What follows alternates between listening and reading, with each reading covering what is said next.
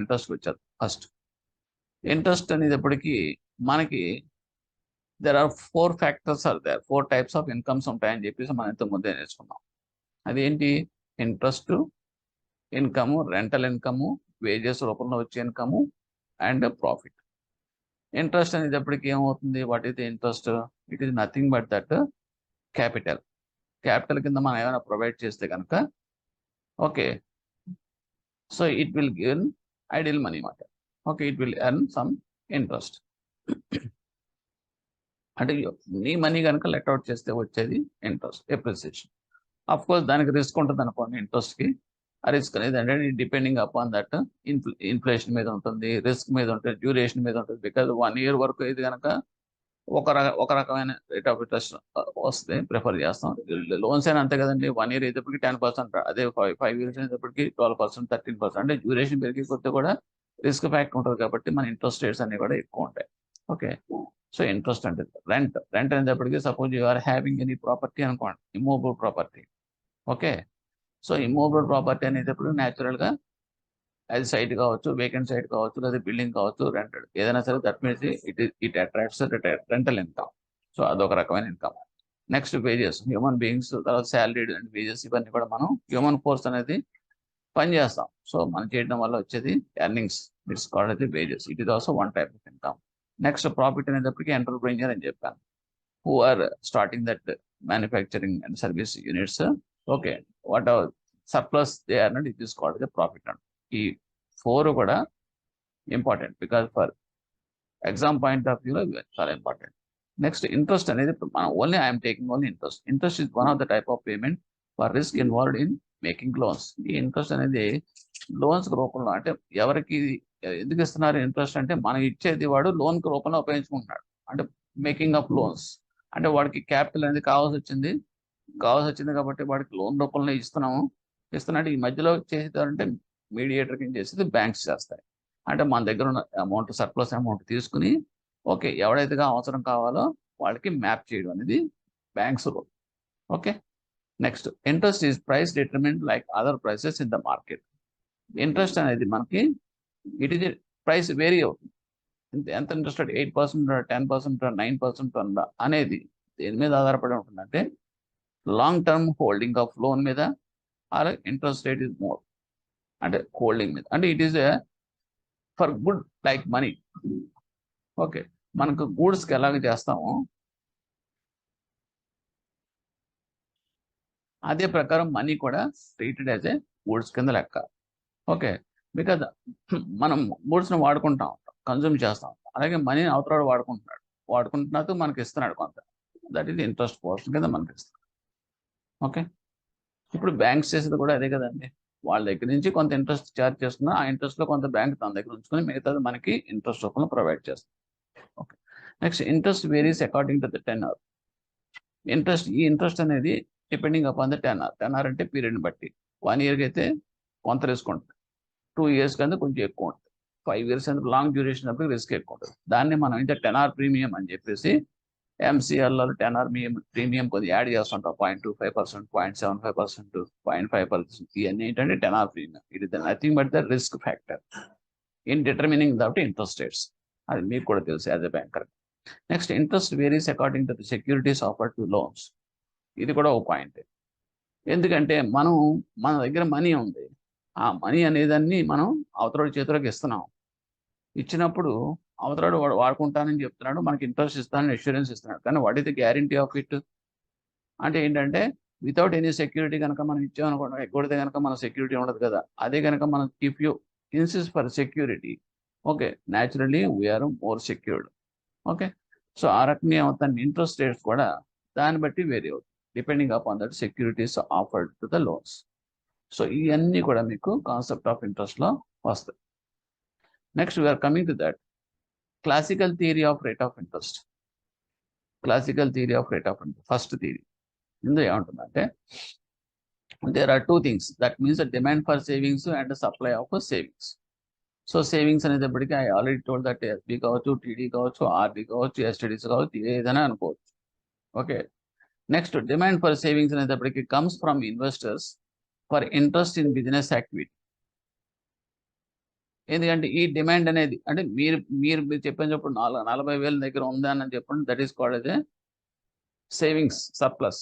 Okay, ఇది ఎప్పుడు మనం ఇస్తాము అంటే somebody is demanding wanting of the savings, అది మాట్లాడు. అది ఎక్కడి నుంచి వస్తుంది అంటే ఇన్వెస్టర్స్ నుంచి వస్తుంది. అంటే ఫర్ క్యాపిటల్ ఇన్వెస్ట్మెంట్ కి బిజినెస్ చేసుకోవడానికి కావాల్సిన వాడు వాడేమంటే నాకు డబ్బులు కావాలని, that is called the demand. It is nothing but the borrowing of funds అంట. Next, demand for this investment loan as a capital as a factor of production is high if it gives a high returns. It is quite natural.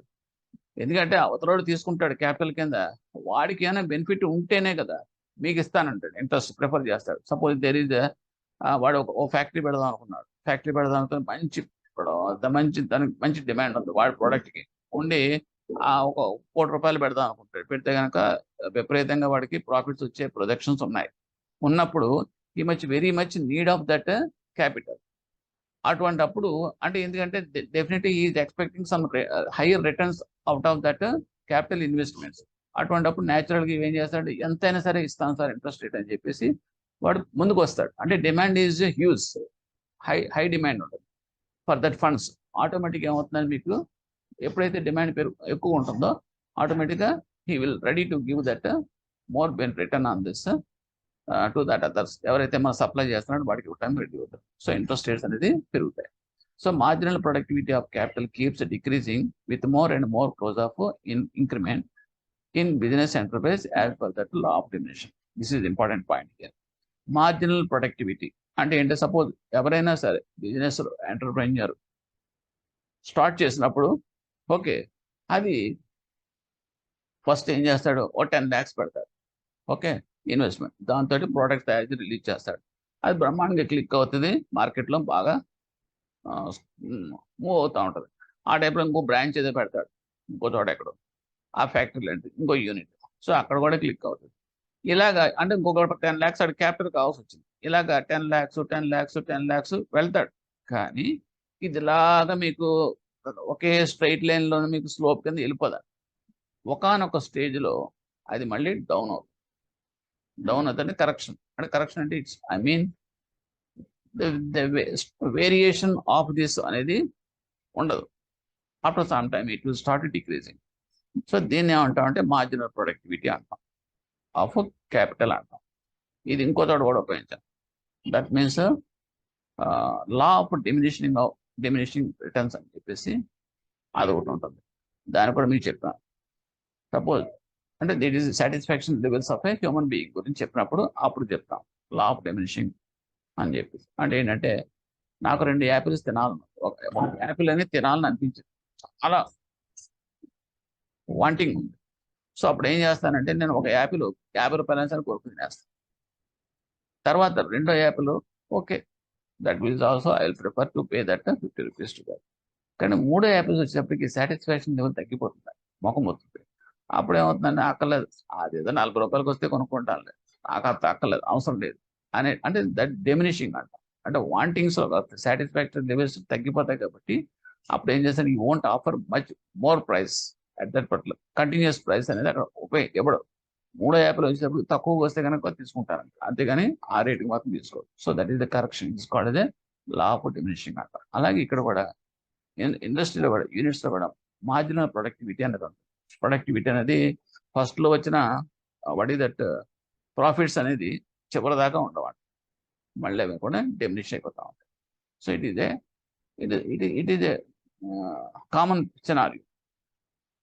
Okay, now so it is beneficial to borrow money only if marginal productivity out of the capital is greater than that interest paid on loan.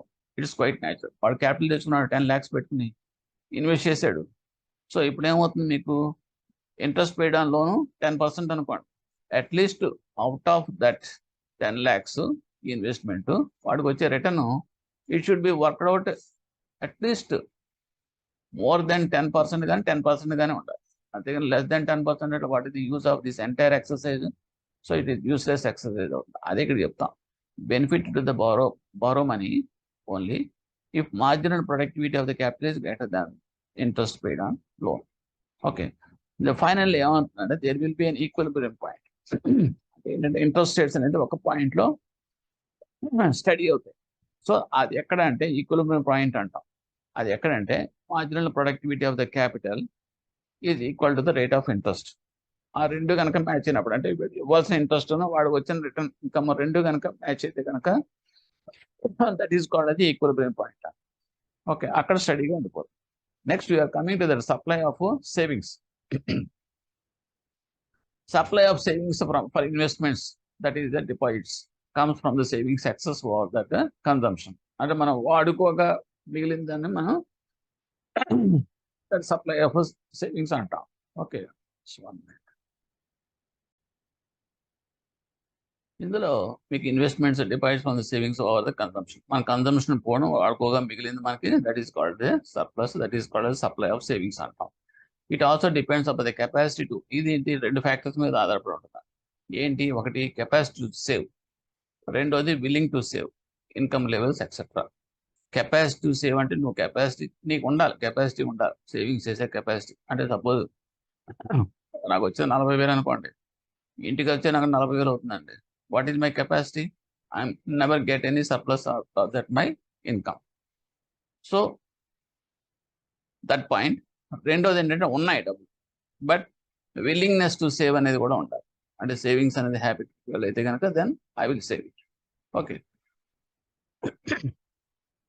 తర్వాత income levels మీద కూడా ఆధారపడి ఉంటుంది. Capacity లెవెల్కి, income లెవెల్స్కి, capacity సేవింగ్స్కి, సేవ్కి, income లెవెల్స్కి కనెక్షన్ ఉంటుంది.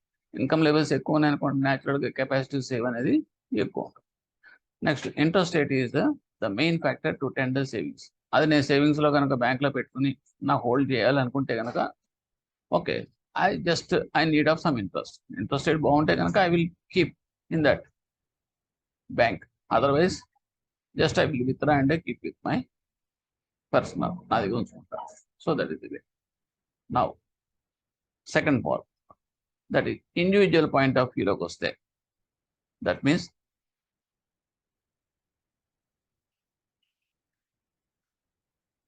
equilibrium of demand and supply of savings. I am focusing on that at present savings మీద చేస్తున్నాను. ఈక్విలిబ్రియం అనేది ఎక్కడ వస్తుంది? Interest rate at which the demand and supply are equal is that equilibrium interest rate. అంటే మనం నేర్చుకున్నా కూడా అదే, డిమాండ్ సప్లై రెండు కూడా బ్యాలెన్స్ అయిపోయింది అనుకోండి, ఆటోమేటిక్గా న్యాచురల్గా ఒక పాయింట్ దగ్గర ఇది ఈక్విలిబ్రియం వస్తుంది. ఓకే, అంటే రేట్ ఆఫ్ ఇంట్రెస్ట్ అనేది అక్కడ ఆడికి యాక్సెప్టబుల్ అవుతుంది, వీడికి బెనిఫిట్. అంటే అదేంటంటే ఆ రేట్ ఆఫ్ ఇంట్రెస్ట్ దగ్గర I'm happy, I'm having some satisfaction, పర్వాలేదులే ఈ రేట్ ఆఫ్ ఇంట్రెస్ట్ దగ్గర నేను I will keep with that bank because I'm expecting some interest from that bank. అవతల వాడు ఏం చేస్తాడు? అవతల వాడు అంటే లోన్ అవైల్ చేస్తున్నాడు ఈ ఫండ్స్ తోటి. ఓకే, డిమాండ్ సైడ్ ఉన్నవాడు మాట, వాడికి ఈ రేట్ ఆఫ్ ఇంట్రెస్ట్ నచ్చింది అనుకోండి, అంటే ఏమవుతుంది ఇక్కడ వాడికి what is that marginal interest అని చెప్పాను చూడండి అది. ఓకే, అది కనుక వర్కౌట్ అయ్యి రిటర్న్, వాడికి రిటర్న్ అనేది ఈ రేట్ ఆఫ్ ఇంట్రెస్ట్ కానీ ఎక్కువ ఎక్స్పెక్ట్ చేస్తున్నాడు వస్తుంది అనుకోండి, సో న్యాచురల్గా he will keep that interest, వాడు అవైల్ చేసుకుంటాడు. సో ఈ రెండు బ్యాలెన్స్ అయినప్పుడు ఈక్విలిబ్రియం పాయింట్ అయితే స్టడీ అయిపోతుంది. నెక్స్ట్ ఏంటంటే for different level of income, ఇవన్నీ కూడా ఆబ్జెక్ట్ టైప్ బిట్స్ కింద ఎక్కువ స్కోప్ ఉంటుంది, అందుకని I'm giving in detail of this.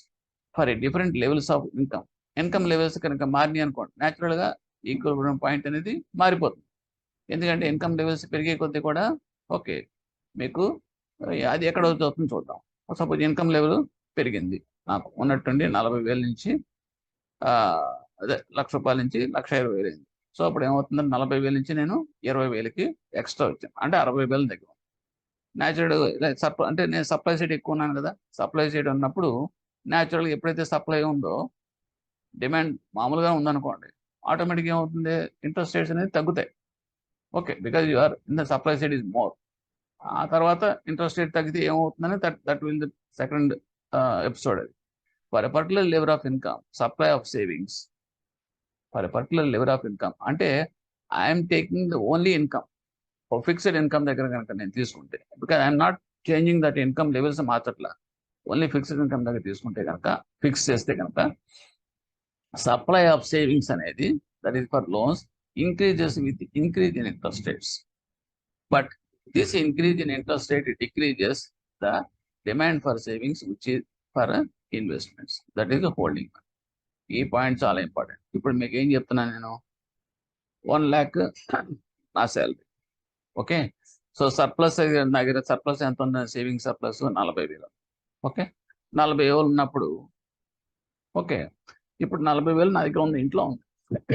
So ఇప్పుడు నేను ఏం చేస్తానంటే, బయట రేట్ ఆఫ్ ఇంట్రెస్ట్ కనుక పెరుగుతున్నాయి అనుకోండి. ఓకే, పెరుగుతున్నప్పుడు అంటే what I mean to say is sorry, I'm keeping with that money with the bank లో మనం పెట్టి కూర్చున్నాం 40,000 పెడుతున్నాడు. ఇప్పుడు మార్కెట్ ఇంట్రెస్ట్ రేట్ పెరుగుతున్నాయి అనుకోండి. సో న్యాచురల్గా ఏం చేస్తాను, ఆ 40లో కొంత పోర్షన్ నేను తీసుకెళ్ళి ఇన్వెస్ట్ చేస్తాను, అంటే మార్కెట్లోకి వెళ్ళిపోతుంది మార్కెట్. సో ఇప్పుడు ఏమవుతుంది మీకు న్యాచురల్గా, ఈ that means increase in interest rate అనేటప్పటికి decrease the demand for savings. ఎందువల్లంటే some portion of that amount ఇన్వెస్ట్మెంట్కి వెళ్ళిపోయాను. కాబట్టి ఇప్పుడు ఇంతకుముందు 40,000 అనేది నేను హోల్డ్ చేసిన మనీ, బ్యాంకులో ఉంచుకున్న మనీ, అదే కదా మీకు సప్లై సైడ్ అది. సో అప్పుడు ఏమవుతుంది, మీకు 30,000కి వచ్చేసింది. అంటే ఏంటి, హోల్డింగ్ మనీ అనేది తగ్గించుకున్నాను. ఓకే, మిగతా పోర్షన్ నేను ఇన్వెస్ట్మెంట్కి పంపించాను. Okay, this decrease in demand అంటే decrease in demand and means money demanded from the bank. ఇక్కడ ఆ పాయింట్ గుర్తుపెట్టుకోవాలి. సో ఇది ఎందుకు తగ్గిందంటే, because the system RBI and cash will be continue access results the interest rate going down. That is అది పక్క లెక్కలేదండి. ఇప్పుడు ఇంకొక ఆస్పెక్ట్స్లోకి వస్తుంది. ఇంకో ఆస్పెక్ట్స్లోకి అనేటప్పటికి ఆర్బీఐ అనేటప్పటికి ఆర్బీఐ ఏం చేస్తుంది, ఓ ఫిక్స్డ్ సప్లై అనేది మనకి రిలీజ్ చేస్తుంది. సో లెటస్ సే ఒక 3 లక్షల కోట్లు మీకు సర్క్యులేషన్లో ఉండాలి. ఓకే, ఉన్నప్పుడు ఇక్కడ డిక్రీజ్ ఇన్ డిమాండ్ ఉంది అనుకోండి. డిక్రీజ్ ఇన్ డిమాండ్ అంటే మనం పబ్లిక్ అంతా కూడా నాకు మళ్ళీ 40,000 30,000 ఎక్కడ పెట్టి కూర్చున్నారు కదండి, అది అంటే that is holding money in the banks. అలా హోల్డింగ్ చేసుకున్న మనీ అంతా కూడాను ఒక్కవేళ కనుక ఏదైనా పరిస్థితుల వల్ల తగ్గింది అనుకోండి. ఎందుకు తగ్గుతుందంటే, బికాజ్ మార్కెట్లో మంచి అట్రాక్టివ్ ఇన్వెస్ట్మెంట్స్, బాండ్స్ అవన్నీ అవైలబుల్గా ఉండేటప్పటికి కొంత పోర్షన్ అటు వెళ్ళిపోయేటప్పటికి హోల్డింగ్ మనీ అనేది తగ్గిపోయింది. సో తగ్గినప్పుడు ఎప్పుడైతే మీకు ఆ డిమాండ్ ఫర్ సేవింగ్స్ పోర్షన్ తగ్గిందో, ఓకే, ఆటోమేటిక్గా ఏమవుతుంది, reserve bank of India already release చేసిన సర్క్యులేషన్లో ఉంచిన మనీ అలాగే కాన్స్టెంట్గా ఉంటుంది. కానీ ఇక్కడ నా దగ్గర ఉండేది డిమాండ్ చేసే మనీ నాకు తక్కువైనప్పుడు సప్లై అలాగే ఉండిపోయింది. నాకు తక్కువైనప్పుడు ఏమవుతుంది, న్యాచురల్గా ఇంట్రెస్ట్ రేట్స్ మళ్ళీ ఫర్దర్గా డౌన్ అయిపోతుంది. ఎందుకంటే డిమాండ్ తక్కువ, సప్లై పోర్షన్ మాత్రం అలాగే ఉంది. సో న్యాచురల్గా ఇంట్రెస్ట్ రేట్స్ అనేది డౌన్ అయ్యేటప్పటికీ అప్పుడు మనకి ఏమవుతుందంటే ఆటోమేటిక్గా ఇన్ఫ్లేషన్ అనేది క్రియేట్ అవుతుంది. అందుగురించి మనం ఏం చేస్తాం, రిజర్వ్ బ్యాంక్ ఆఫ్ ఇండియా ఏం చేస్తుందంటే ఇమీడియట్గా repo and reverse repo mechanism ద్వారా ఆ సర్క్యులేషన్లో ఉన్న సర్ప్లస్ మనీని సకింగ్ చేసేస్తుంది, వెనక్కి తీసేస్తుంది. ఓకే, ఈ సిచ్యువేషన్ మనకి 3 years బ్యాక్ మనకు వచ్చింది. అప్పుడు ఏం చేస్తుందంటే డంప్ చేసింది, అంటే సర్క్యులేషన్లో మనీని పంపు చేసింది reserve bank of India to handle that situation of that money crisis in that time, at the time. Well, this was happened in 3 years back. So that is the mechanism. Next, now we are coming to that theories. ఇది ఏంటంటే Keynes liquidity preference theory of rate of interest is one famous theory. అంటే just it is LP అంటాం, that means liquidity preference. Okay, what is this అంటే, this is Keynes rate of interest will be decided market demand and supply position. Simple, rate of interest అనేది market demand and supply position మీద ఆధారపడి ఉంటుంది. Okay, ఇక్కడ market demand supply అనేటప్పటికీ it is related to the money and అంటే rate of interest is purely monitoring phenomenon and determines but demand for money and supply for money. You have to see here money. So money demand, money supply. So this is called as a LP, liquidity preference. ఏంటి money demand, money supply అంటే, whatever that holding of money in the bank, holding money portion in the bank, that is supply, and whatever that other side capital demanding, that loans wanting. So it's a demand. So ఈ రెండింటి మధ్యలో ఉండే relation మనం కెన్లీస్ అని చెప్పాడు, graph రూపంలో చూపించాడు. Okay okay next demand for money is called అయితే లిక్విడిటీ ప్రిఫరెన్స్ అన్నాం. డిమాండ్ ఫర్ మనీ అనేది రెండు రకాలుగా ఇప్పుడు నేను చెప్పింది మళ్ళీ ఐఎమ్ రిపీటింగ్. ఒకటి ఏంటంటే ఎర్న్స్ నో ఇంట్రెస్ట్, అంటే నో ఇంట్రెస్ట్ అంటే జస్ట్ కీపింగ్ హోల్డింగ్ మనీ, ఎప్పుడు కావాలంటే అప్పుడు తీసుకునేలాగా నేను బ్యాంకులో వేసుకోవడం పోర్షన్ కొంత అయితే కనుక. రెండోది ఏంటంటే money for long term bonds, మార్కెట్లోకి ఇన్వెస్ట్ చేయడం. ఆ రెండు ఫ్యాక్టర్స్ ఉంటాయని చెప్పాను. So people can keep portfolio balance in these two items. Next ఏంటంటే people's decision about portfolio balance can be influenced by these two factors. ఈ డెసిషన్, పీపుల్స్ డెసిషన్ ఎలా ఉంటుంది అంటే ఈ హోల్డింగ్ మనీ అనేది ఏ ఫ్యాక్టర్స్ మీద ఆధారపడి ఉంటుంది అనేది చూస్తే కనుక higher the level of nominal income,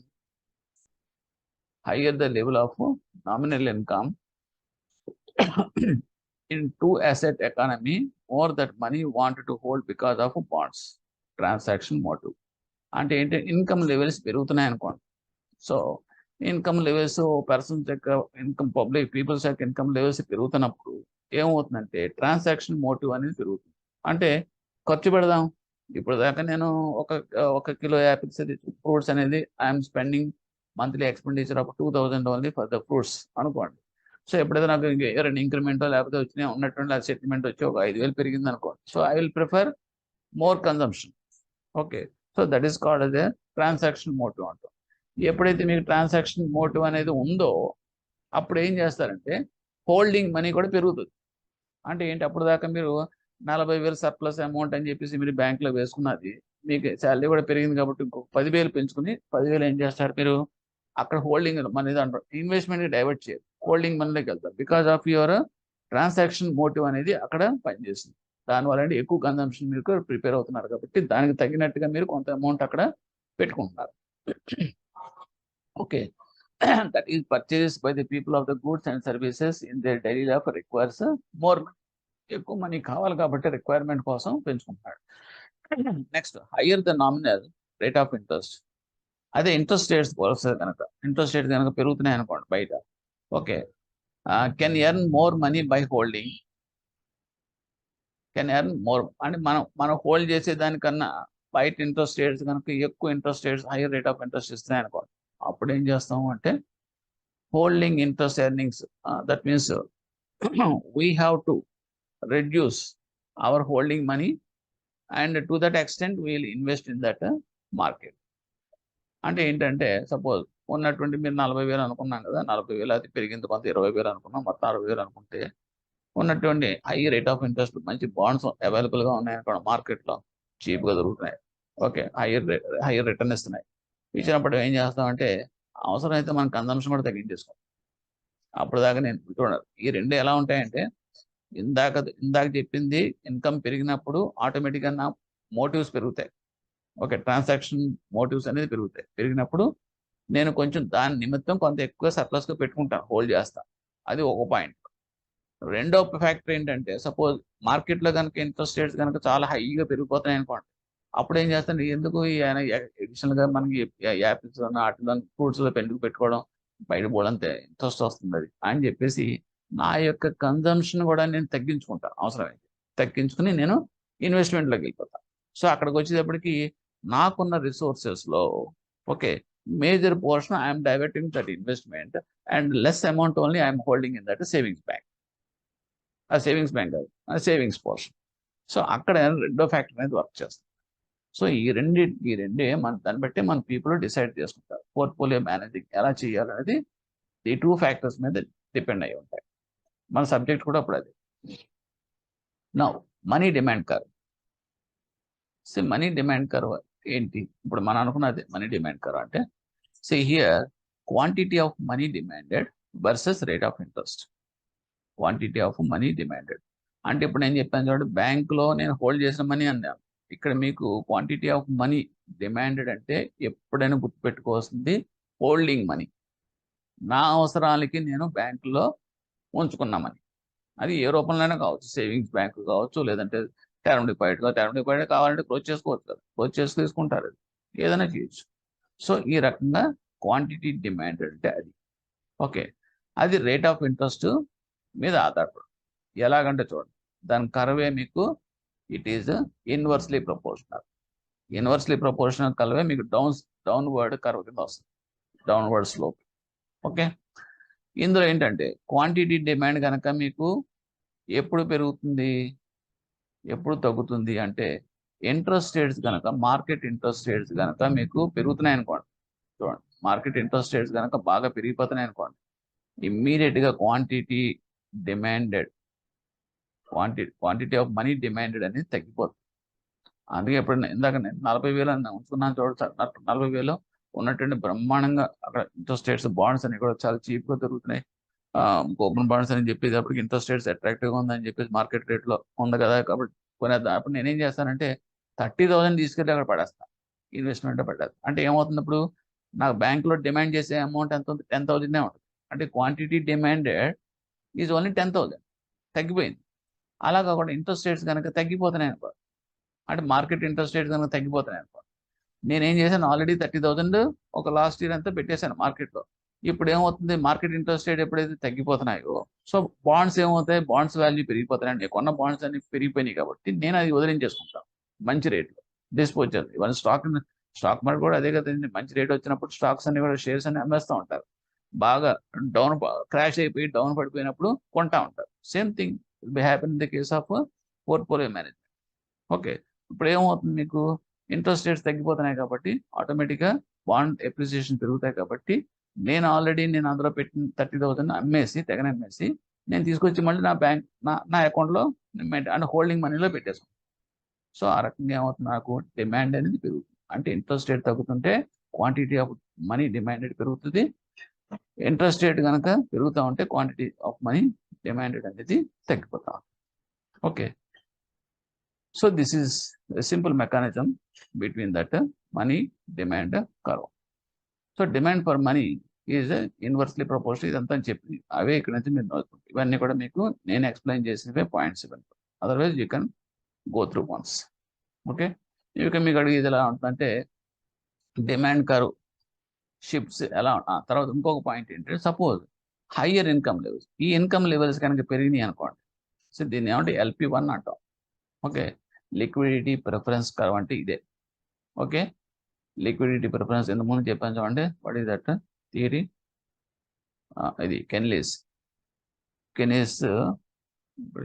చూడండి, Keynes liquidity preference theory of rate of interest అంటే ఇది అతని థియరీ మాట.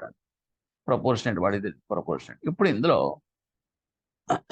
కర్వ్ ఎలా ఉంటుంది, ఏ షేప్లో ఉంటుంది, ఇన్వర్స్ రిలేషన్, ఇవన్నీ డిస్కస్ చేసుకున్నాం. ఇక్కడ నెక్స్ట్ ఇన్కమ్ లెవెల్ పెరిగినాయి అనుకోండి. సో పెరిగినప్పుడు ఏమవుతుంది, ఈ కర్వ్ అనేది అప్వర్డ్ మూవ్ అవుతుంది, షిఫ్ట్ అవుతుంది. ఎలా షిఫ్ట్ అవుతుందో చూడొచ్చు. ఎలాగ సపోజ్ ఈ పర్టికులర్, ఇక్కడ నేను కర్సర్ చూపిస్తాను, ఈ పాయింట్లో ఇన్కమ్ లెవెల్ అనేది 1,000 రూపీస్ ఇన్కమ్ వస్తుంది అతనికి. తర్వాత రెండో కర్వ్ అంటే 2,000 అయిపోయింది ఇన్కమ్. సో ఇక్కడ 1,000 రూపీస్ వచ్చినప్పుడు ఇక్కడ ఈ పాయింట్లో మీకు క్వాంటిటీ ఆఫ్ మనీ డిమాండెడ్ ఇక్కడ ఉంది. ఓకే, అదే కనుక 2,000 అయింది అనుకోండి, 2,000 అయినప్పుడు ఏమవుతుంది, అది పైకి వెళ్ళండి. అంటే మీకు ఇక్కడ గీస్తే బెటర్. అది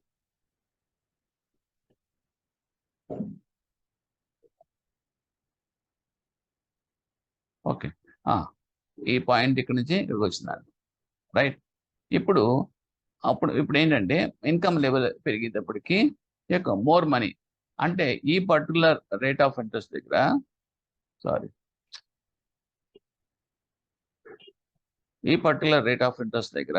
ఓకే, సో ఇప్పుడు మీకు ఏమవుతుంది, వాట్ ఈస్ దట్, ఎక్స్టెండ్ చేస్తే కనుక ఇక్కడ కట్ చేస్తుంది.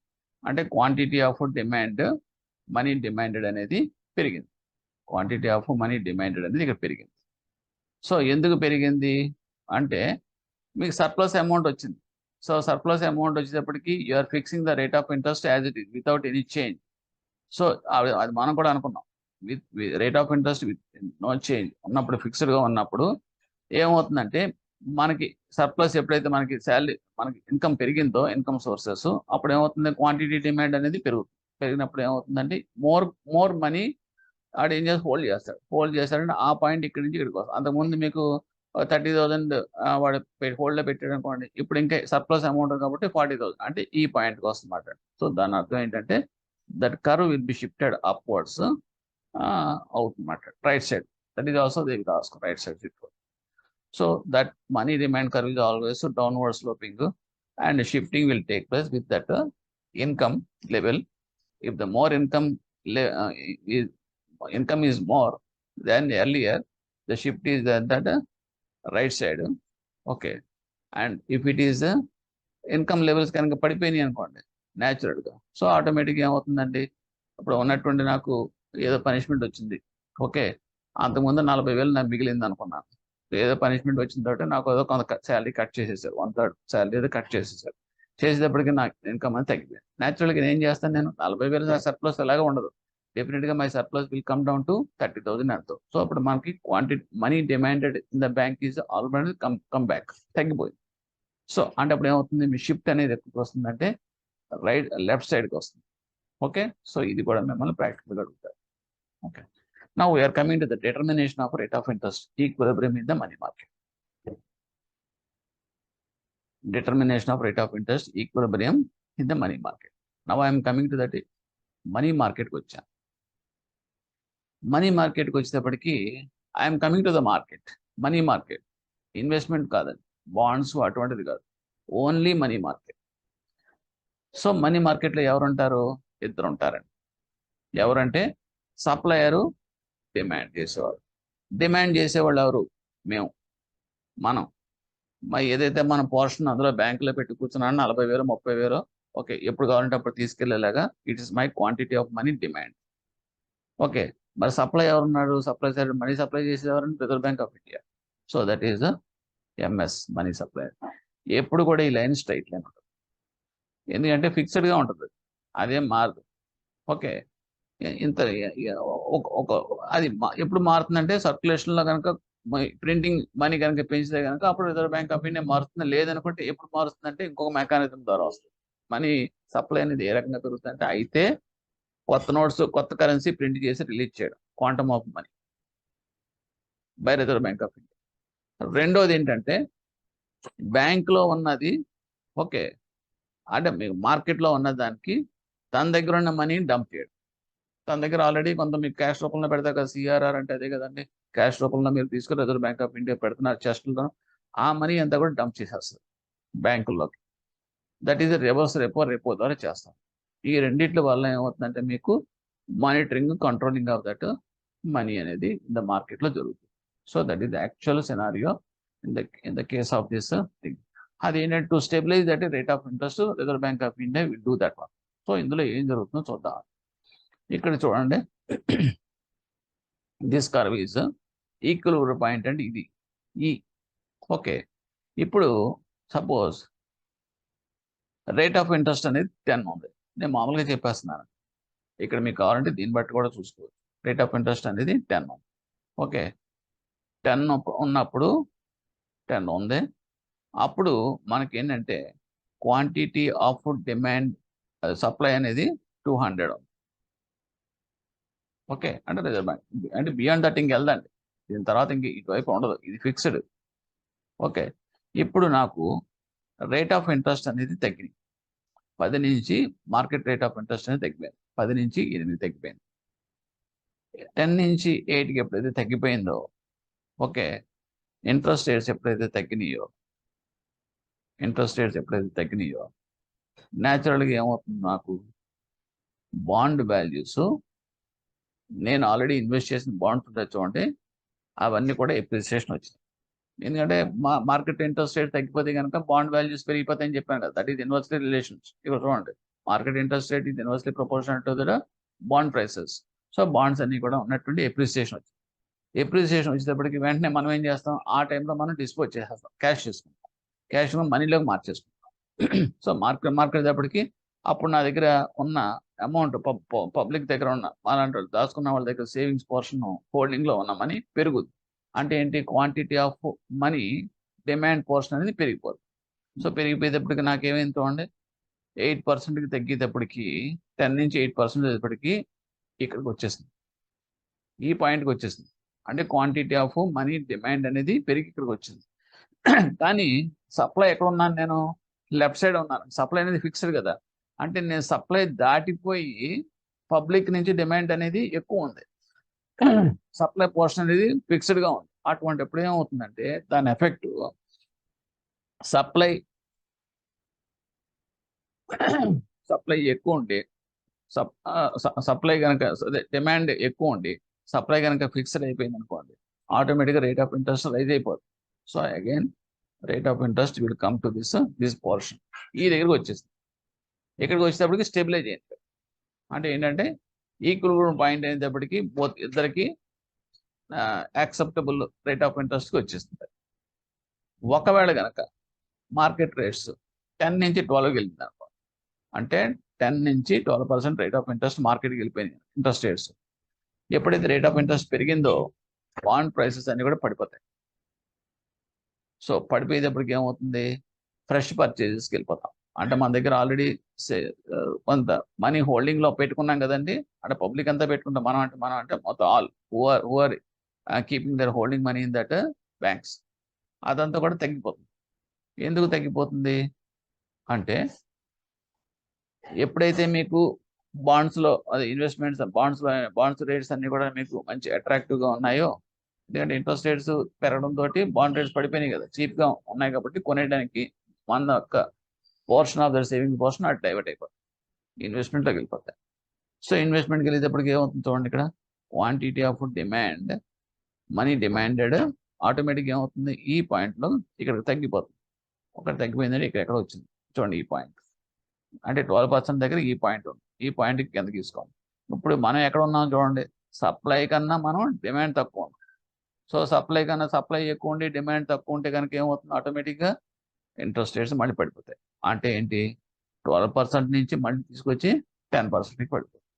అంటే మళ్ళీ అక్కడ స్టెబిలైజ్ అవుతుంది. అంటే ఏంటంటే ఒక క్లాక్లో ఓకే పెండులం అటు ఇటు ఎలా అయితే మూవ్ అవుతుందో, ఓకే ఆ రకంగా ఏంటంటే ఈక్విలిబ్రియం పాయింట్కి అటు ఇటు మూవ్ అవుతాం depending upon that rate of interest. So this is the mechanism of that determination of that rate of interest equilibrium in the money market.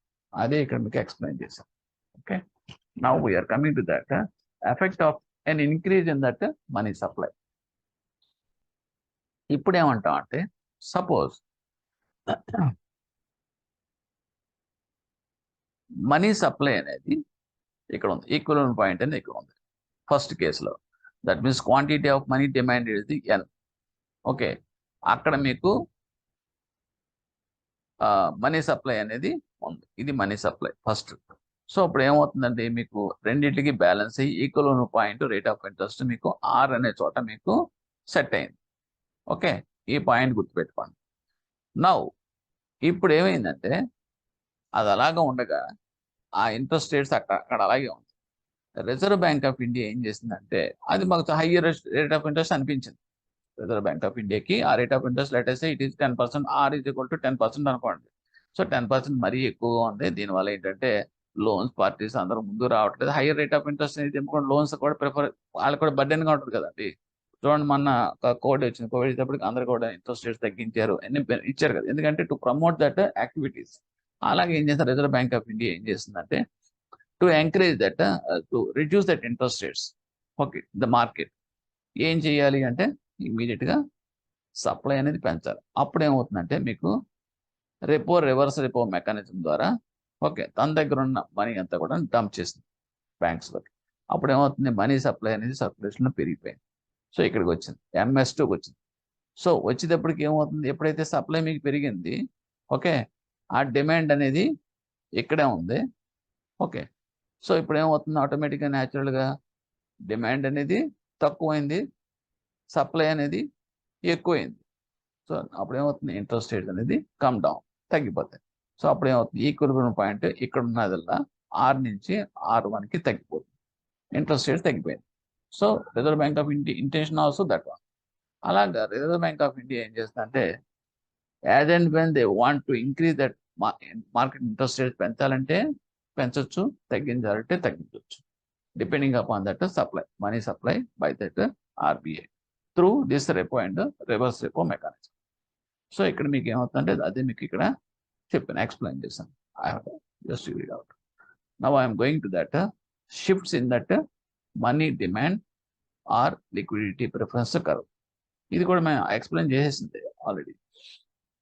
ఇదేంటంటే it is observe that because of the increase in nominal income అనేటప్పటికి మనకు వచ్చే income, నాకు 10,000 వస్తుందండి, ₹1,00,000 వస్తుంది. Years అది వచ్చేటప్పటికి 1,30,000 వచ్చింది అనుకోండి. సో నా ఇన్కమ్ లెవెల్ పెరిగింది. సో పెరిగినప్పుడు ఏమవుతుంది, వాట్ విల్ హ్యాపెన్, న్యాచురల్గా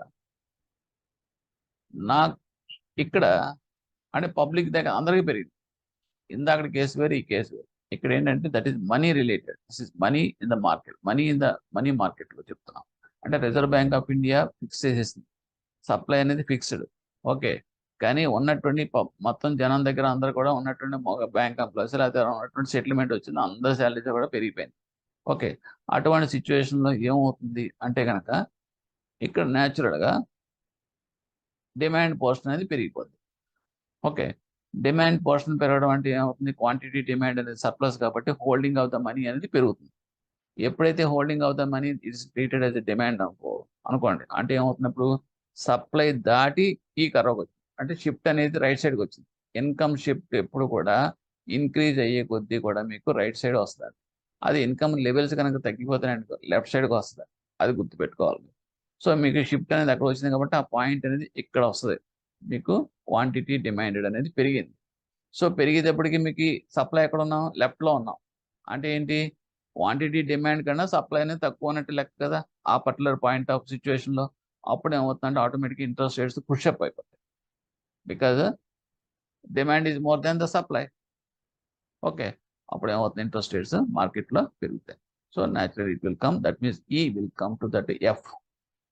సో అదే ఇక్కడ చెప్తాను, it is observe that because of increase in the nominal income, okay, money demanded for transaction that is available of that money under holding, people will go for the purchase of bonds, okay, or new goods in the market. So accordingly supply will not increase due to RBI money supply which is fixed. Naturally this money demand curve shifts upwards to create an equilibrium. It shift అవుతుంది and equilibrium కూడా it will be changed from the E to F and interest rates అనేది పెరుగుతాయి. Okay, now we are coming to that using classical theory to derive IS curve. ఇది చాలా interesting అండి, ఇక్కడ చాలా మంది కన్ఫ్యూజ్ అవుతారు కాబట్టి నా సింపుల్ వేరే చెప్తాను. క్లాసికల్ థియరీ అనేది ఏంటంటే is investment savings curve. Is అంటే ఇన్వెస్ట్మెంట్ సేవింగ్స్ కర్వ్.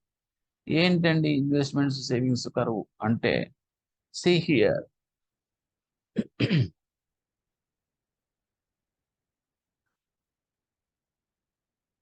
ఇక్కడ ఈ గ్రాఫ్ చూడండి, this is the graph.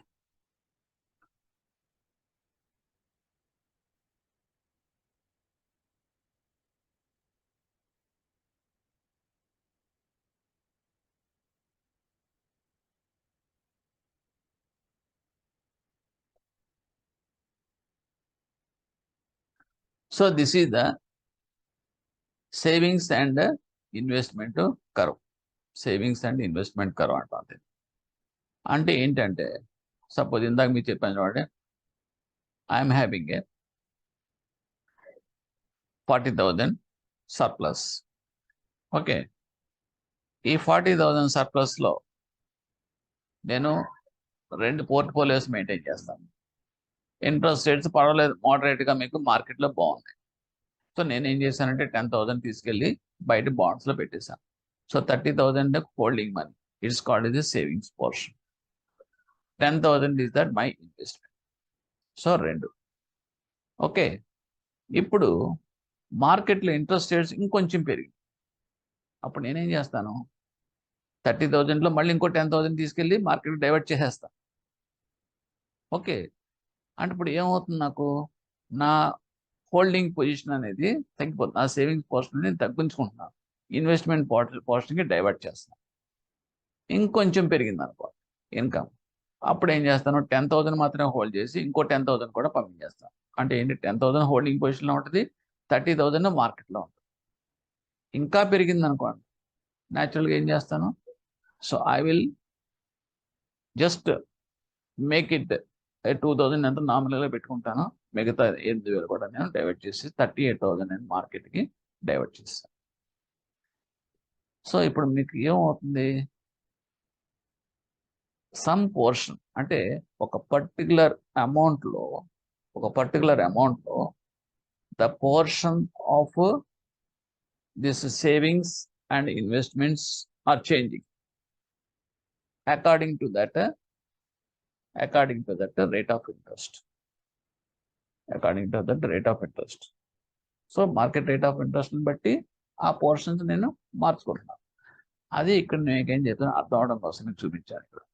Okay, ఇక్కడ నీకు this is the curve, salary income curves. So ఇక్కడ మీకు 1,000 2,000 3,000 చూడండి, 2,000 this is income level of 2,000 దగ్గర ఉన్న కర్వ్ ఇది.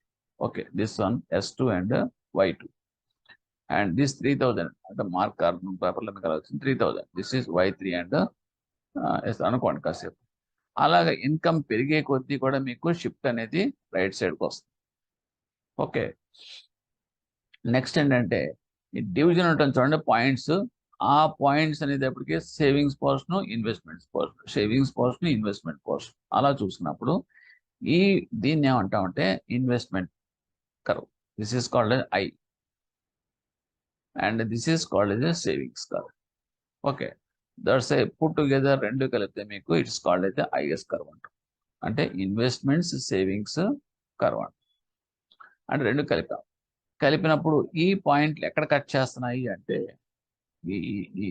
ఈ సేవింగ్స్ ని ఇన్వెస్ట్మెంట్ కట్ చేస్తుంది, ఈ సేవింగ్స్ ని ఇన్వెస్ట్మెంట్ కట్ చేస్తుంది. ఈ పాయింట్స్ అన్ని ఎక్కడ కట్ చేస్తున్నా అంటే వచ్చే కొద్ది ఇన్కమ్ లెవెల్ పెరిగే కొద్దీ కూడా మేజర్ పోర్షన్ ఇన్వెస్ట్మెంట్ లోకి వెళ్తుంది. Okay, less portion only it is coming to that savings portion. Okay, అందువల్ల ఏమవుతుందంటే మీకు సేవింగ్స్ అనేది మీకు ఫాలో అవుతుంది. ఇంట్రెస్ట్ రేట్స్ పెరిగే కొద్దీ కూడా సేవింగ్స్ హోల్డింగ్ అమౌంట్ అనేది కూడా తగ్గిపోవడం ఏమవుతప్పటికి దాని ఆటోమేటిక్ ఏమవుతుంది, మీకు స్లోప్ కింద వస్తుంది. It will arrive as a slope. So ఇక్కడ మీకు పాయింట్స్ చెప్తాను. As the income rises, savings curve shift to that right. ఇది ఒక పాయింట్. ఇన్కమ్ పెరిగే కొద్దీ కూడా సేవింగ్స్ కర్వ్ అనేది ఎలా మూవ్ అవుతుంది, it will shift to the right. Income తగ్గితే కనుక లెఫ్ట్గా ఉంటుంది shift. It means savings also rise provided interest rates are also constant. అంటే at a fixed rate of interest దగ్గర ఐఎమ్ సేయింగ్ ది షిఫ్ట్ అనేది ఒక ఫిక్స్డ్ రేట్ ఆఫ్ ఇంట్రెస్ట్ దగ్గర అప్పుడు మనకి షిఫ్ట్ రైటా లెఫ్ట్ అనేది మనం చెప్తాం. అలా కాకుండా రేట్ ఆఫ్ ఇంట్రెస్ట్ కనుక మీరు వదిలేశారనుకోండి, ఓకే, అప్పుడు ఏమవుతుంది, ఆ పాయింట్స్ అనేది రెండు కలిపి ఈక్వల్గా మూవ్ అవుతాయి, అపోర్డ్ ట్రెండ్లో మూవ్ అవుతూ ఉంటాయి. Okay, so as investment demand increases with interest rates falls. Okay, అదే మీకు చెప్పాను ఇక్కడ. స్లోప్ అనేది దిస్ ఈజ్ ద స్లోప్. ఈ స్లోప్ అనేది అదే. ఎందుకు వచ్చింది ఈ స్లోప్ అనేది? స్లోప్ అనేది కర్వ్ డివిజన్. అంటే దట్ మీన్స్ ఈ స్లోప్కి అంటే దట్ ఈ స్లోప్ కర్వ్ డివిజన్ అని చూడండి. ఈ రెండు డివిజన్ పాయింట్లు ఉన్నాయి కదండి, అవి savings portion down and investment portion up అలా అనుకోండి. సేవింగ్స్ పోర్షన్ ఇక్కడ అనుకుంటే, ఇన్వెస్ట్మెంట్ పోర్షన్ అనుకుంటే, ఇన్వెస్ట్మెంట్ పోర్షన్ ఇన్కమ్ పెరిగిపోతే ఇన్వెస్ట్మెంట్ పోర్షన్ ఎక్కువ అవుతుంది. ఓకే, సేవింగ్స్ పోర్షన్ అనేది తగ్గుతుంది. నెక్స్ట్ ఇదే మీకు ఇక్కడ అప్లై చేశాను. అంటే ఏంటి, in the above graph R5 to R1 అంటే రేట్ ఆఫ్ ఇంట్రెస్ట్ R5 నుంచి R1కి కనుక తగ్గిపోయింది అనుకోండి. ఓకే, అప్పుడు ఏమవుతుంది, మీకు savings investment increases M to N. అంటే సేవింగ్స్ అండ్ ఇన్వెస్ట్మెంట్స్ అనేది M నుంచి Nకి మీకు పెరుగుతుంది. అది కనుక తగ్గితే కనుక ఇంట్రెస్ట్ రేటు ఆటోమేటిక్గా సేవింగ్స్ అండ్ ఇన్వెస్ట్మెంట్ పోర్షన్ మీకు పెరుగుతుంది. Next market rates otherwise that is next ఏంటంటే, suppose these equalized points keeps following down అంటే ఈ పాయింట్స్ రెండు కట్ చేసే పాయింట్స్ ఉన్నాయి చూడండి, ఇవన్నీ కూడా ఏ ఫస్ట్ ఏది ఏ, తర్వాత రేట్ ఆఫ్ ఇంట్రెస్ట్ తగ్గేటప్పటికి ఆ పాయింట్ కిందకు వచ్చింది, రేట్ ఆఫ్ ఇంట్రెస్ట్ ఫర్దర్ గా తగ్గేటప్పటికి పాయింట్ ఇంకా కిందకు వస్తుంది. అంటే ఈ డౌన్ ఎందుకు అవుతుంది అంటే మామూలుగా రెండు సమానంగా ఉన్నాయి అనుకోండి, అంటే సేవింగ్స్ పోర్షన్ ఇన్వెస్ట్మెంట్ పోర్షన్ కనుక రెండు కనుక సమానంగా మెయింటైన్ అయితే, అంటే వేరియేషన్ లేకుండా మెయింటైన్ అయితే కనుక ఓకే, న్యాచురల్గా it will coming as a line, ఇలాగా హారిజంటల్ లైన్ కింద రావాలి. అలా కాకుండా స్లోప్ వస్తుంది అంటే there is a variation in between of this savings portion and investment. అదే మీకు డౌన్ అవుతుంది అంటే నా అర్థం ఏంటంటే కింద ఉన్న సేవింగ్స్ పోర్షన్ కర్వ్ అంటే కింద డౌన్ అవుతుంది అంటే సేవింగ్స్ పోర్షన్ అనేది తగ్గిపోతుంది, రిమైనింగ్ పోర్షన్ అంతా కూడా ఇన్వెస్ట్మెంట్ పోర్షన్ అనేది మీరు అంటే మొత్తం టోటల్గా అతనికి ఉన్నది అమౌంట్, టోటల్ హోల్డింగ్ అమౌంట్లో ఎంత పోర్షన్ ఇన్వెస్ట్మెంట్కి వెళ్తుంది, ఎంత పోర్షన్ హోల్డింగ్లో మిగులుతుంది అనే దాని గురించి మనం నేరేట్ చేసిన పాయింట్. సో ఇలా బి నుంచి సికి, సి నుంచి డికి మీకు డౌన్ అవుతుంది. ఓకే, లేకపోతే స్టీప్నెస్ ఆఫ్ దట్ ఐఎస్ కర్వ్, దీన్ని ఏమంటామంటే మనం ఐఎస్ కర్వ్ అంటాం. ఐఎస్ కర్వ్ అనేటప్పటికి మీకు సో దిస్ సారీ యా, ఈ స్టీప్నెస్ అంటే దిస్ వన్, ఇది ఓకే. ఈ స్టీప్నెస్ అనేది మీకు ఎలా ఉంటుంది ఈ కర్వ్ అనేటప్పటికి జనరల్గా ఏంటంటే depends upon the elasticity demand. Elasticity demand అంటే ఇది సపోజ్ ఇప్పుడు ఇది రిలేటెడ్ టు ద మార్కెట్ కదండి, మార్కెట్లో వాలటిలిటీ ఎక్కువ ఉంది అనుకోండి, అంటే కొంచెం ఇంట్రెస్ట్ రేట్స్ పెరిగేటప్పటికి బాండ్స్లో విపరీతమైన చేంజెస్ వచ్చేస్తాయి అనుకోండి. ఓకే, వస్తున్నప్పుడు ఒక ఒక ఒక స్పెసిఫిక్ స్టీప్ రిలేషన్ అంటే కంటిన్యూస్ మ్యాథమెటికల్ రిలేషన్ రాదు. అంటే ఏంటంటే ఇది ఎలా ఉంటుందంటే అండి 2x 2 అయితే కనుక y 4 అనుకోండి, అంటే డబుల్ అవుతుంది అనుకోండి. అప్పుడు x 3 అయితే కనుక y 6 అవుతుంది, x 4 అవుతే కనుక y 8 అవుతుంది, x కనుక 5 అయితే కనుక y 10 అవుతుంది. అంటే it is a clear and constant relationship between the two variables. Okay, అది ఒక లైన్ కింద వస్తుంది. అలా కాకుండా కర్వ్ కింద కూడా వస్తుంది. ఎప్పుడు కర్వ్ వస్తుందని చెప్పి కూడా చెప్పాను. మధ్యలో రిలేషన్షిప్ అనేది ఎక్కడో చోట మీకు వేరీ అయిపోతుంది. అంటే ఏంటి, ఫస్ట్ 2కి 4 వచ్చింది, తర్వాత 3 వచ్చేటప్పటికి 6 రావాలి, 6 రాదు, 5.5 వచ్చింది. తర్వాత అంటే ఏమంటే అక్కడ డబల్ అన్న రిలేషన్ వచ్చేటప్పటికి వేరీ అవుతుంది. ఎందుకు ఇలా వేరీ అవుతుందంటే బికాస్ ఆఫ్ దట్ ఎలాస్టిసిటీ అంటాం. ఎలాస్టిసిటీ అంటే మార్కెట్లో ఒక పర్టికులర్ రేట్ ఆఫ్ ఇంట్రెస్ట్ దగ్గర మామూలుగానే ఉంటాయి, పెద్ద వేరియేషన్స్ ఏమి రావు, బాండ్స్లో ప్రపోర్షనేట్గానే వెళ్తూ ఉంటాయి. కానీ ఒక స్టేజ్కి వచ్చేటప్పటికి ఇంట్రెస్ట్ రేట్ వచ్చేటప్పటికి విపరీతమైన వాలటిలిటీ వల్ల ఏమవుతాయి, బాండ్స్లో ప్రైసెస్ వేరియేషన్స్ వచ్చేస్తాయి.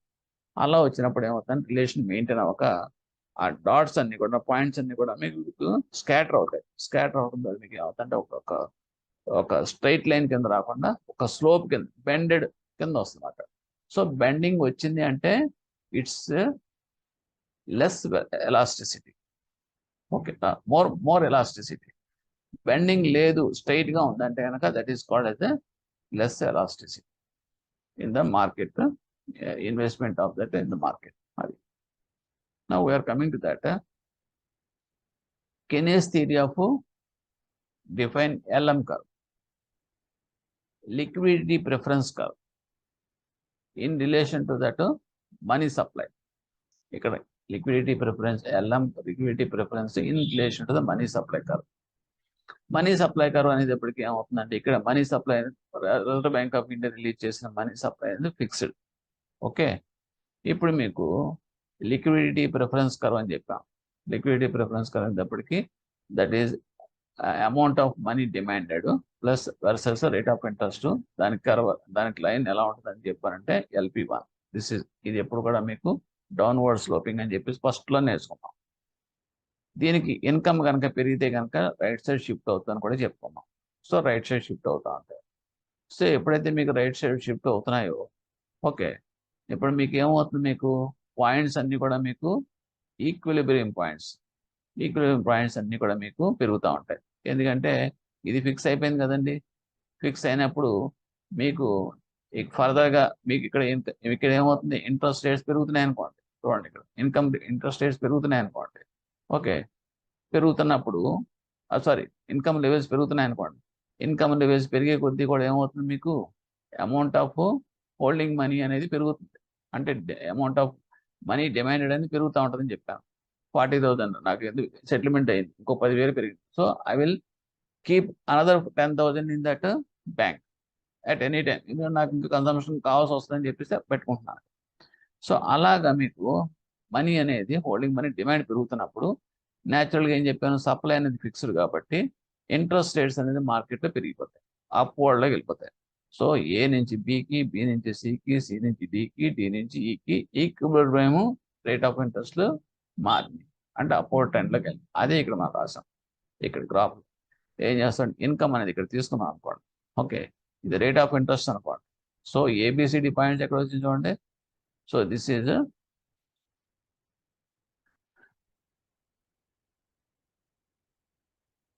ఎల్ఎం కర్వ్ అంటాం, liquidity preference and money curve.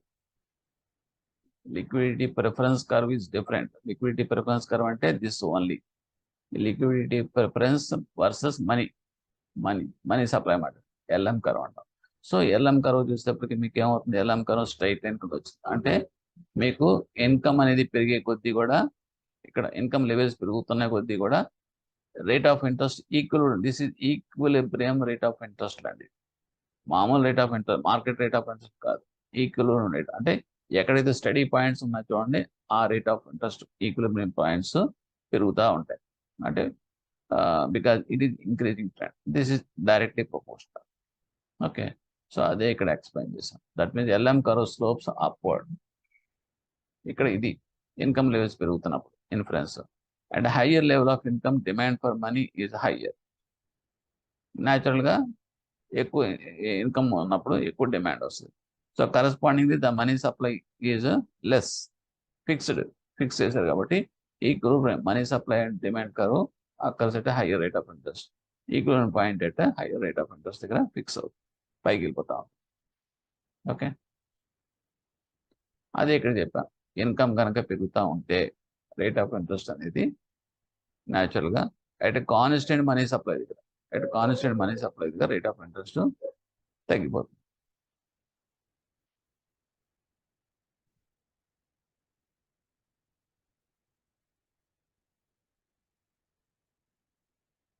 అలా తగ్గడం పెరుగుద్దండి. సో ఆ పుట్టి తప్పు చేశాను.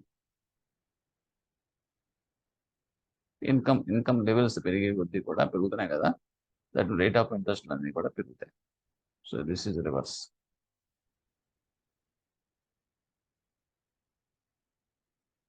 So in the above graph, various liquidity from money demand curves at various levels was taken. Greater the level of income, greater the amount of money held for the transaction. Quite natural కదండి. Income levels పెరిగే కొద్ది కూడా ఎక్కువ wanting amount మనం బ్యాంకులో hold చేస్తాం. Holding అనేది గుర్తుపెట్టుకోండి, హెల్డ్ ట్రాన్సాక్షన్స్ మోడ్ వల్ల. And thus higher level of LP liquidity preference curve upwards right షిప్లోకి వెళ్ళిపోతూ ఉంటాయి. అలా ఎక్కువ హోల్డ్ చేస్తాం కాబట్టి interaction of these two various liquidity preference curves with the supply curve, దాన్ని equilibrium points అంటాం. So fixed money supply by would give that rate of interest which equalize that demand for money and money supply. So that is demand and supply equal గా ఉంటే that is called equilibrium point, rate of interest. Thus these interest rates at the respective income levels are called as the equilibriums, LA and MS curves. LA and MS curves equilibrium points అంటాం. Okay, MS అనేటప్పుడు supply. Okay, this is LP, sorry not LP. Okay, all these points of the intersections are used to plot a curve below as a LM curve. So this LM అంటే liquidity preference లో L తీసుకున్నాం, money సప్లైలో MS curve లో M తీసుకున్నాం, రెండు కలిపి మనం we're calling as LM అంటాం. ఓకే, ఆ రకంగా కూడా గుర్తుపెట్టుకోవాలి. Now we are coming to that. Sometimes this slope depends upon the two factors. ఇందాక మనం ఫస్ట్ చెప్పుకున్నదే మళ్ళీ ఇంకోసారి మనం చెప్పుకోవాలి. Response of demand for money to that changes income. Explanation ఏం చెప్తామంటే, suppose this is quantity of money demanded and versus rate of interest. 1,000 is the income level, 2,000 is the income level అనేది right shift ఉంటుందని చెప్పాను. So ఇక్కడ money supply అనేది fixed అయినప్పుడు ఏమవుతుంది, ఆటోమేటిక్గా మీకు ఇందాక అనుకున్న అయిపోయిందే, అదే పాయింట్ మళ్ళీ రిపీట్ చేస్తున్నాను, ఏం కాదు. సో ఇప్పుడు ఏమవుతుందంటే మీకు ఎప్పుడైతే మీకు 1000 నుంచి 2000 అయిందో ఓకే, ఆటోమేటిక్గా మీకు క్వాంటిటీ ఆఫ్ మనీ డిమాండెడ్ అనేది పెరుగుతుంది. హోల్డింగ్ మనీ పెంచుతారు. పెంచేటప్పటికి మీకు ఏమవుతుంది, డిమాండ్ అనేది పెరుగుతుంది.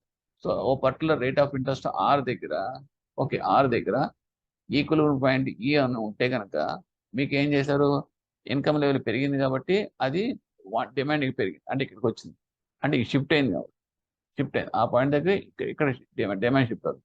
ఎప్పుడైతే మీకు ఈ షిఫ్ట్ అయిపోయిందో డిమాండ్ ఎక్కువ అయిపోయింది, ఇక్కడ సప్లై అనేది ఫిక్స్డ్గా ఉండిపోయింది కాబట్టి ఆటోమేటిక్గా మీకు ఇంట్రెస్ట్ రేట్స్ మీద ప్రెషర్ వచ్చి పైకి వెళ్ళిపోతుంది. So that will be settled at F. So అదే చెప్పాం. ఇక్కడ రెండో దానికి వస్తే second factor that determine the slope of the LM curve. ఇందాక మీకు చెప్పింది ఎల్ఎం కర్వ్లో స్టీప్గా ఎందుకు ఉంటుంది, ఇంకోటి ఒకటి స్టీప్గా ఎందుకు ఉంటుంది, ఇంకోటి కర్వ్ ఎందుకు ఉంటుంది. అదే రిలేషన్ 2, 4, 3, 6, 5, 10, 6, 10 ఇదంతా కూడా మ్యాథమెటికల్ రిలేషన్ కాబట్టి ఎగ్జాక్ట్గా మీకు స్లోప్ అలా ఉంటుంది. ఇక్కడికి వచ్చేటప్పటికి 2, 4 వచ్చి 3, 9 వచ్చింది అనుకోండి. సో ది వేరియేషన్ వల్ల ఏమవుతుందంటే కర్వ్ అవుతుంది. ఎందువల్ల అంటే because of that elasticity. Okay, elasticity nothing but the volatility in that market of wands with respect to that rate of interest change. అదే ఇక్కడ మీకు చూపించాను. Okay, plotting elasticity is more.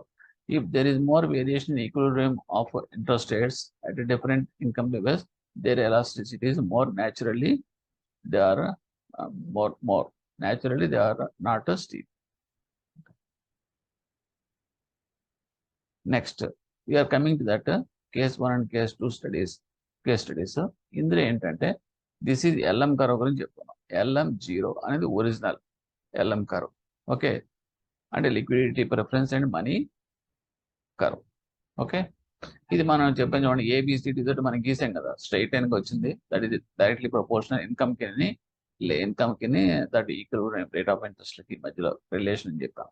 Okay, ఇక్కడ when RB1 money supply increases and reserve bank RB1 reserve bank of RBI money supply increases at different liquidity preference functions, it will lower the rate of interest at a given income level. This will cause LM curve to shift down and to right because of lower interest rates. అంటే ఏంటంటే ఒరిజినల్గా ఇదండి, ఏది LM curve. Okay, అంటే reserve bank of India supply పొజిషన్లో. ఇప్పుడు reserve bank of India supply ఏం చేసింది, ఇంక్రీజ్ చేసింది. ఎప్పుడైతే మీకు reserve bank of India supply increase చేసిందో, ఓకే, సప్లై ఇంక్రీజ్ చేసేటప్పటికి ఏమవుతుంది, న్యాచురల్గా ఏమవుతుందండి, ఆటోమేటిక్గా ఈక్వల్ పాయింట్స్ ఆల్రెడీ సెట్ అయినాయి చూడండి రేట్ ఆఫ్ ఇంట్రెస్ట్లో, అవి డౌన్ అవుతాయి. ఎందుకు డౌన్ అయితే, సప్లై ఎప్పుడైతే పెరిగిందో డిమాండ్ అలాగే ఉంది, సప్లై పెరిగిన వెంటనే ఇమీడియట్గా మనకు వచ్చేది ఏంటి, రేట్ ఆఫ్ ఇంట్రెస్ట్ ఫాలో అయిపోతుంది. ఎందుకంటే because supply is more than the demand at that particular point of time. ఆ రకంగా మీకు ఏమవుతుందంటే రైట్ సైడ్కి it is coming as the down side వస్తుంది, shift down and to right side. So ఈ కేసులో మీకు గ్రాఫ్ అడుగుతాడు, ఏ వైపు షిఫ్ట్ అవుతుంది, కిందకు వస్తుందా పైకి వస్తుందా అని చెప్పేసి. You should able to give the answer. Next ఈ కేసు ఏంటంటే reserve bank of India supply reduces at a given liquidity preference. అదేం చేసిన, సప్లై అనేది తగ్గించేసింది. ఇవన్నీ రివర్స్ రెపో ద్వారా చేస్తారన్నమాట. తగ్గించేటప్పటికి అవైలబిలిటీ ఆఫ్ మనీ సర్క్యులేషన్ అనేది తగ్గిపోయింది. తగ్గేటప్పటికి ఏమవుతుంది, ఎప్పుడైతే సప్లై తగ్గిపోయిందో ఆల్రెడీ మీకు ఒక పర్టికులర్ ఈ ఎల్ఎం కర్వ్ మనం గీసాం, in proportionate to that income levels to that equal rate of interest points మనం గీసాం. అది ఏమవుతుంది, లెఫ్ట్ సైడ్కి అప్వర్డ్ మూవ్ అవుతుంది. ఎందుకు మూవ్ అవుతుంది అంటే బికాజ్ ఇంట్రెస్ట్ రేట్స్ అనేది మీకు దట్ మీన్స్ సప్లై అనేది తగ్గించేసింది, డిమాండ్ అనేది అలాగే ఉండిపోయింది, న్యాచురల్గా ఇంట్రెస్ట్ రేట్స్ అనేది పెరిగిపోతాయి. So that will be shift up and to left because of that higher interest rates. Now we are coming to that both combining of IS and LM curve. So IS curve అనేది ఎలా ఉంటుంది, మనం ఇందాక గీసాం చూడండి, పార్టీషన్తో చేసాం కదా, that is LM curve అనేది ఇప్పుడు ఇందాక గీసింది. This is called as LM curve. చూపిస్తాను అన్నమాట ఒకసారి. దిస్ ఈజ్ కాల్డ్ అది ఎల్ఎం కర్వ్. ఇలా ఉంటుంది, డైరెక్ట్లీ ప్రపోర్షనల్ రిలేషన్తో ఉంటుంది. Next IS curve. IS curve అనేది ఇది.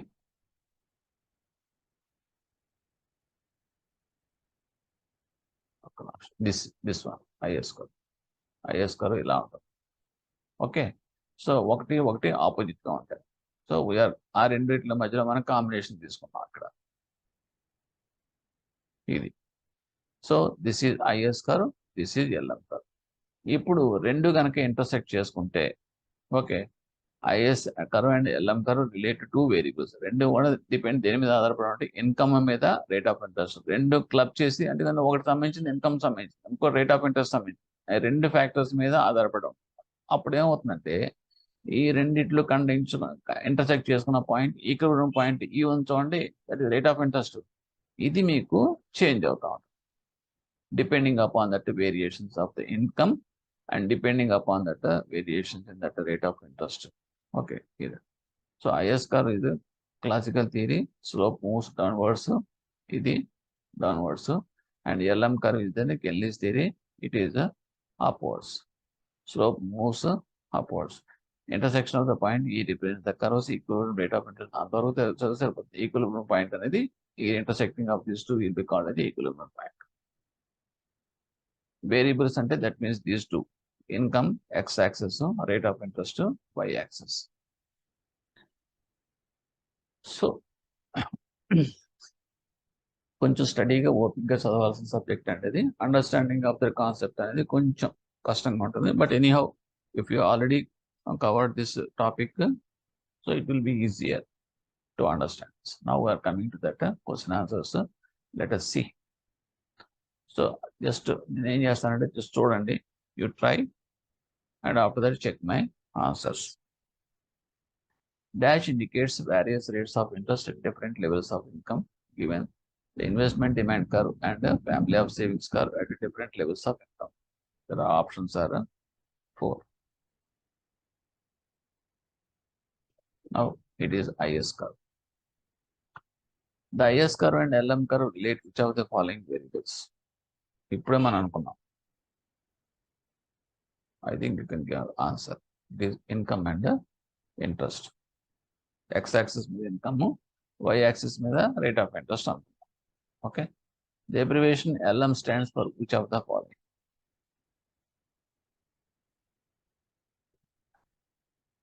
Liquidity preference and money supply curve, equilibrium. Now just to read out. As per Keynes,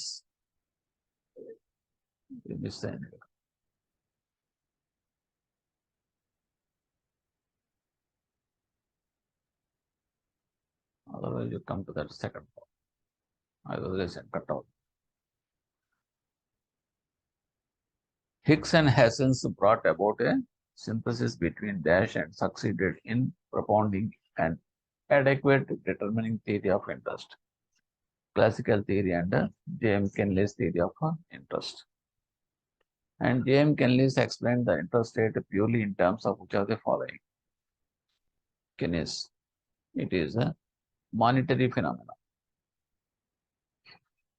Monetary phenomenon means regulation, regulating that regulating of that flow, money flow. Interest rate దాన్ని బట్టి కదా, suppose reverse repo అని చెప్పేసి, it is the monitoring, Reserve Bank of India monetary policy. Now as per that, just to you see, go through once and give your answers. After that you verify. Otherwise you put pass, do it and verify.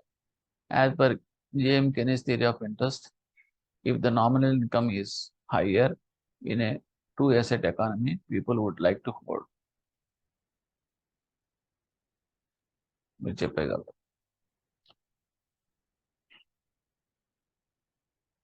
Their portfolio more in the form of cash, bank deposits. ఎందుకంటే మీకు motive, transactions motive అంటాం.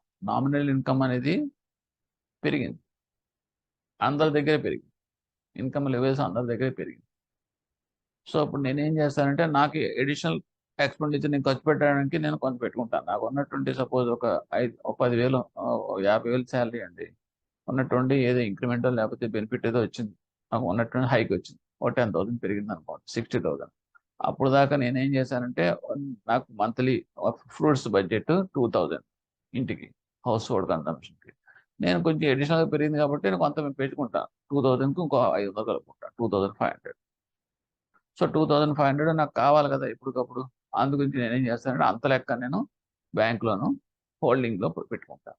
అంటే నా consumption. అంటే this is called the transaction motive అంటే the reason behind this is called the transaction motive. ఆ తర్వాత మీరు మార్కెట్లో కనుక పెరిగితే కనుక ఇన్వెస్ట్ చేసుకొని దాని తర్వాత వస్తుంది. So as per the JM Keynes theory of interest, if the nominal interest rate ఇది చూడండి, నామినల్ ఇంట్రెస్ట్ రేట్ కనుక వస్తే కనుక అప్పుడు మనం చేసేది their portfolio more in the form of bonds. ఇన్కమ్కి వచ్చేటప్పటికి హోల్డ్ చేస్తాం. నామినల్ ఇంట్రెస్ట్ రేట్స్ అనేది మార్కెట్లో కనుక హయ్యర్ కనుక వెళ్తే కనుక ఇమీడియట్గా 2 అసెట్ ఎకానమీలో మనం ఏం చేస్తాం అంటే బాండ్స్ డైవర్ట్ చేస్తాం. The LM curve is derived from which of the following? Kelly's theory of interest called as the liquidity preference theory. Now we are coming to that next. Just go through.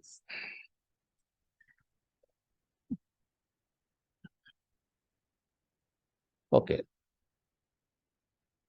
Which of the following is not an element of interest? It is a negative question. Which of the following is not an element of interest? Payment for the risk involved in making of loan. Payment for that trouble involved. Pure interest, that is the payment for that use of money. This is not. All others are okay. It's elements. Payment for the risk involved in making of loan. Payment for that trouble involved. Payment for the trouble involved. Pure interest for payment of use of money. That means the risk involved in the making of the money. Many. But only thing is payment for that trouble involved. Pure interest. That is the payment for that use of money.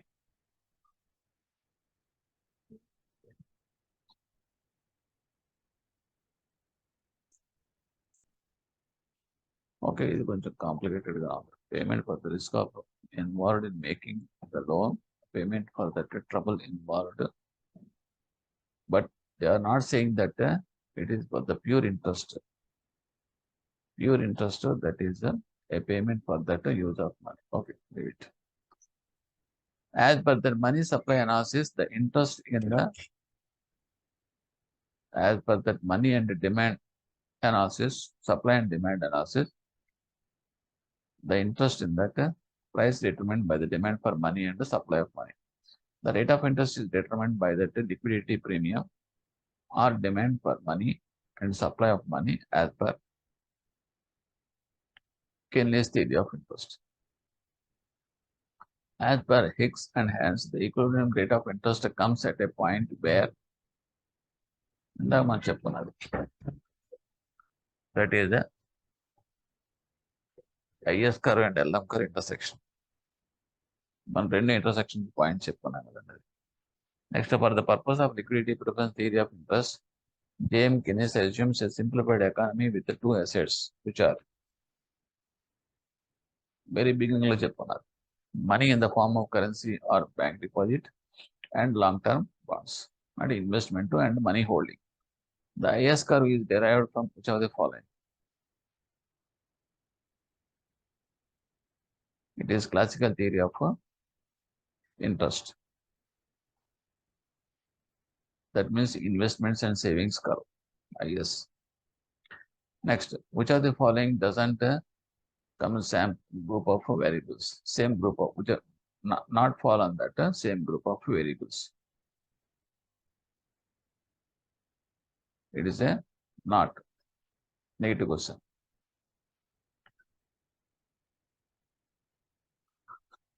Money has got 4 factors అనుకున్నాం. వాటి profit, wages, rent, interest. Money ఎందుకు వచ్చిందని రాలేదు కదా, అందుగురించి మీకు చెప్పాను. ఆ పాయింట్ చాలా ఇంపార్టెంట్ అని చెప్పి. The demand for money by the people depends upon on how they decide to balance their portfolio between money and bonds in the to asset economy. That portfolio management two అయితే వాడు కొంత portion holding లో పెడతాడు, కొంత portion market investments వెళ్తాడు. ఇది మార్చుకుంటా ఉంటాడు depending upon that interest rates dictating in the market and what is that transactions motive. The position of the money demand curve depends upon the level of nominal income, B, expectations about the changes in bond prices in future, and C, E, and this is the prices fluctuation.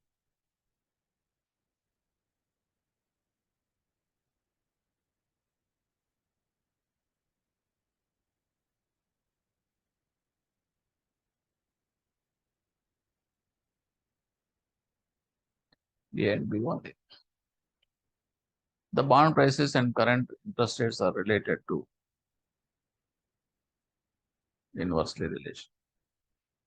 The money demand curve as per the Keynes theory of interest is downward sloping because this very simple questions. ఎంత simple గా ఉండవాలండి మీకు. Okay. The demand for money is inversely relation to the rate of interest. If the money supply remains constant, there is increase in rate of interest, the money demand will be decline. If the money supply increases without change in the demand for the money, the interest rates without change in the demand move down. Natural come down, తగ్గిపోతుంది demand అనేది. Supply అనేది ఎక్కువ increase అవుతుంది without change in the money. So interest rates అనేది will come down. And if the nominal interest rate on the savings bank is 2% and the inflation is 3% this year, the real interest rate ఎంత?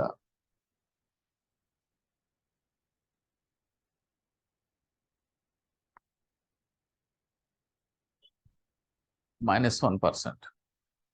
Because inflation ఎక్కువ ఉంది అంటే ప్యారలల్గా వెళ్తుంది. Savings bank మీకు 2% చొప్పున earn చేస్తుంది. అట్ ద సేమ్ టైం మీకు ఇన్ఫ్లేషన్ కూడా ప్యారలల్గా వెళ్తుంది ఆ 3%.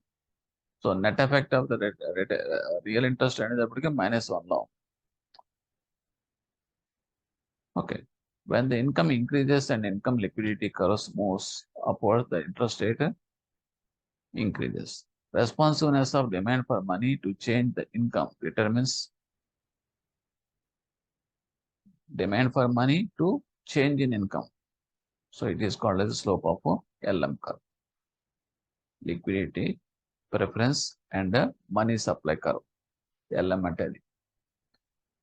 Now, the quantity of money supply in the above diagram has been assumed to be